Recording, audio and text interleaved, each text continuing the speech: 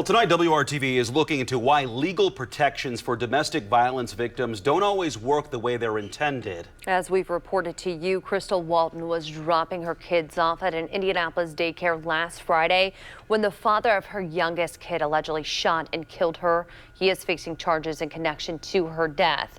In March of 2021, the father, Orlando Mitchell, was charged for battery, intimidation, strangulation, and confinement. He was sentenced in July of this year. Part of his sentence was a no-contact order for Walton. She also filed a protective order against him. 2 warrants for Mitchell were also filed, once in August for violating probation and another in September for entering her home and contacting her. An advocate for domestic violence victims says this case was very unusual because Walton fought to the very end. And it's not to point blames and fingers at anyone in particular, but the system failed us.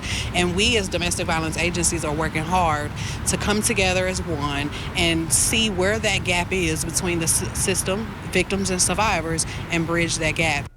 Walton's fight for help has spiraled into a conversation about the proper protections in place to help save lives from domestic violence. WRTV's Amber Grigley takes a look into the process of getting a restraining order and what happens if it's violated.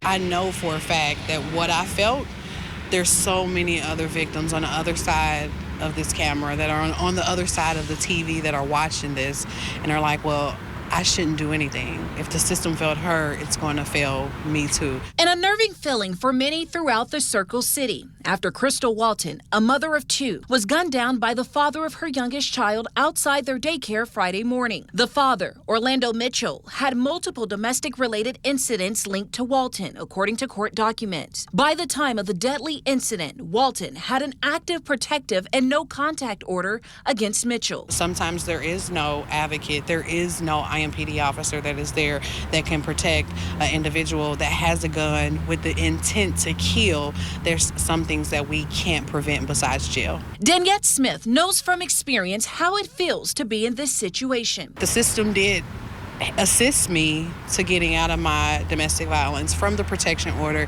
to getting that free lawyer, to having someone be able to get me a cell phone temporarily. So how do you go about filing a protective order against someone who is putting your life in danger? The first step, you can file in person at the county clerk's office or online. Smith recommends reaching out to an advocate to assist with that form. And sometimes we know doing them on your own as a victim and just going through the emotions, some things can be missed that can cause that protection order to be denied. Once filed, it can take up to 24 hours or as long as a court date before it's active. Now, this is a free process that should not cost you anything. If attorneys are needed, there are local advocates with resources to help. Once active, it's turned to IMPD to track the person down and serve the order. It's a major issue that comes up with these, is trying to find the person that has the order filed against them.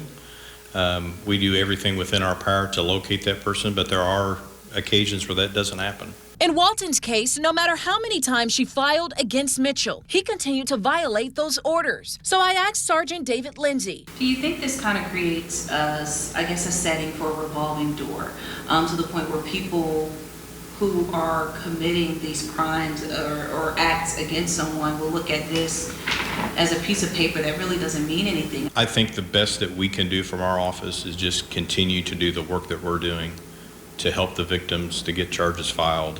And then as far as the courts, that's upon the courts and upon the judges to handle each suspect. I know how that fear can come into place, but doing that protection order is super important. And though we see those who are killed from domestic violence, you don't see all of the protection orders that's been submitted that's helped save lives, that's helped protect victims of domestic violence. Working for you, I'm Amber Grigley, WRTV.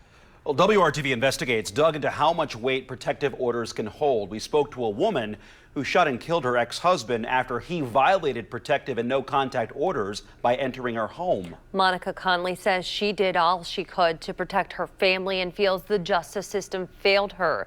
She wants the Marion County Prosecutor's Office and IMPD to come down hard on those violating these orders. That is absolute. They can do something. Every single time they can do something. I think that a lot more should happen.